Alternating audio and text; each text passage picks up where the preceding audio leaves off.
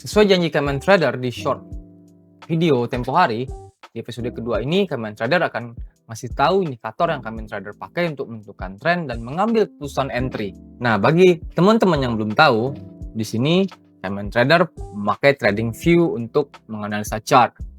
Teman-teman bisa download aplikasinya di App Store atau Play Store atau langsung ke websitenya yaitu tradingview.com. Dan untuk memasang indikator di TradingView, kita tinggal klik menu indikator, kemudian ketik nama indikator yang akan kita pakai untuk menganalisa chart. Indikator yang akan kita bahas kali ini adalah QRB atau Quantile Regression Bands yang dibikin oleh Baek-Kwon. Indikator ini punya 3 bagian. Yang pertama adalah Outer Bands. Outer Bands adalah garis merah yang terletak di atas dan garis hijau yang terletak di bawah. Bagian kedua adalah Inner Bands. Inner Bands adalah 2 garis hijau yang terletak di tengah, dan bagian ketiga adalah Center Line.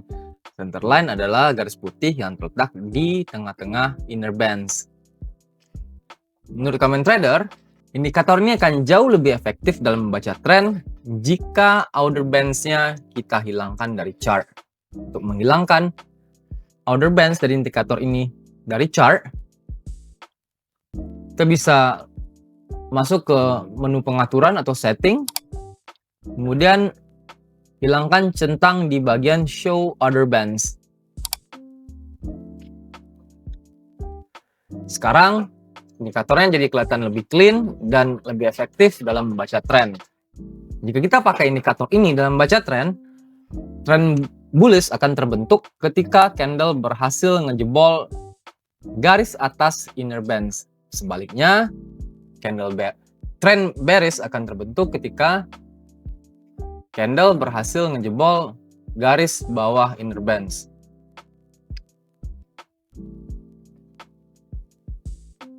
Ini adalah garis atas Inner Bands, dan ini adalah garis bawah Inner Bands.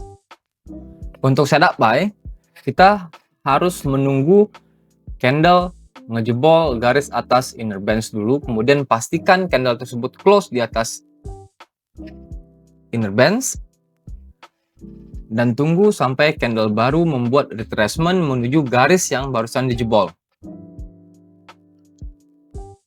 Hari Kamis tanggal 7 Mei tahun 2026 jam 13, kita punya satu candle yang berhasil ngejebol garis atas Inner Bands dan kemudian close di atas Inner Bands.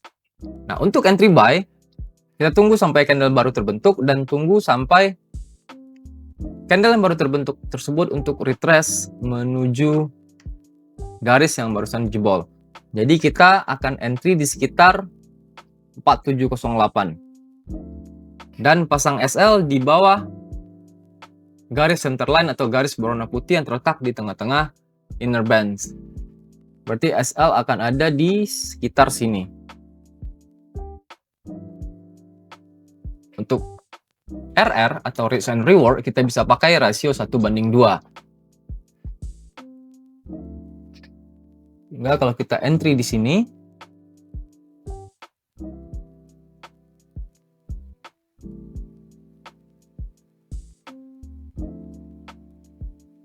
kita bisa taruh SL di bawah center line atau garis yang berwarna putih.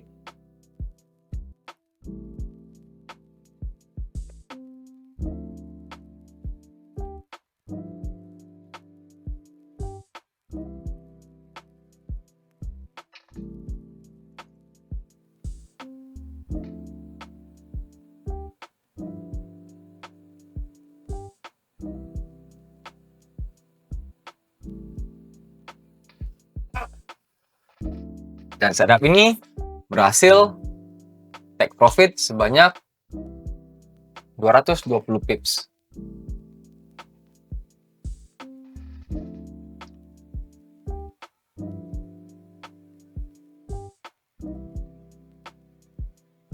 Kemudian di jam 20, kita punya setup sell karena ada satu candle yang berhasil ngejebol bagian bawah Inner Bands.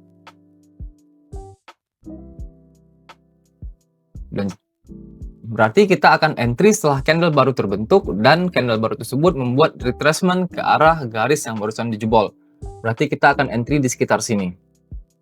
Dengan stop loss di atas garis centerline atau garis yang berwarna putih yang terletak di tengah-tengah inner bands.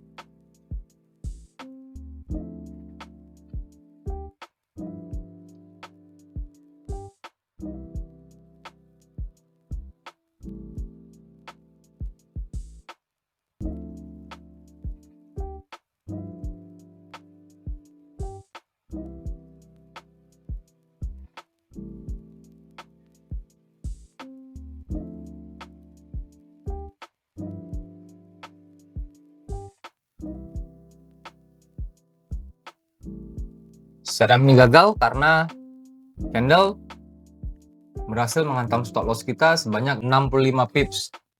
Kemudian pada pukul 21.15 kita punya setup berikutnya, itu setup buy. Karena di sini kita punya satu candle yang berhasil ngejebol garis atas inner bands dan close di atas inner bands. Berarti kita akan entry setelah candle baru terbentuk dan retrace dan membuat retracement. Berarti kita akan entry setelah candle baru terbentuk dan membuat retracement ke arah garis yang barusan dijebol. Berarti kita akan entry di sekitar 4.754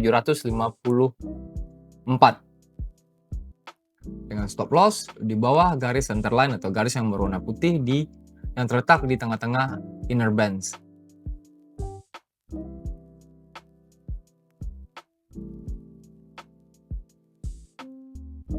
Setup ini juga gagal karena candle berhasil menghantam stop loss kita sebanyak 65 pips.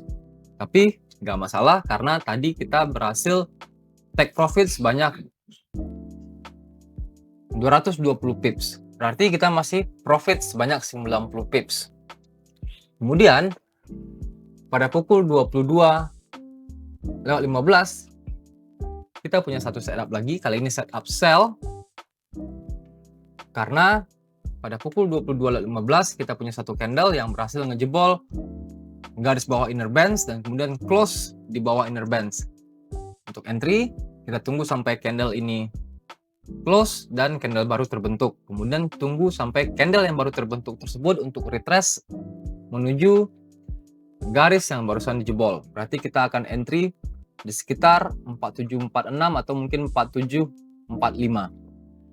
Dengan stop loss tetap di atas garis centerline atau garis yang berwarna putih yang terletak di tengah-tengah inner bands.